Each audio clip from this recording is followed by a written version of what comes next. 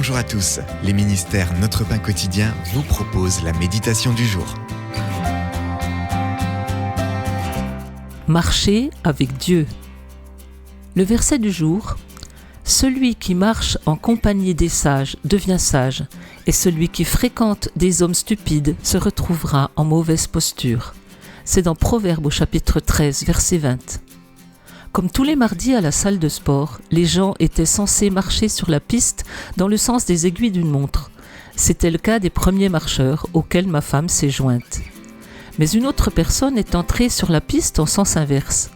Un couple d'amis s'est joint à elle, puis une autre marcheuse. Soudain, le chaos s'est installé et il a fallu quelques minutes pour ramener l'ordre. Même si ceux qui marchent dans le mauvais sens ne voulaient pas faire mal, je n'ai pu m'empêcher de penser au pouvoir de l'influence. Une personne est allée dans la mauvaise direction, entraînant une autre dans son sillage, et ainsi de suite. C'est un peu comme dans Proverbes chapitre 13, verset 20. Celui qui marche en compagnie des sages devient sage, et celui qui fréquente des hommes stupides se retrouvera en mauvaise posture. Le fait de suivre une personne allant dans la mauvaise direction peut nous causer des ennuis.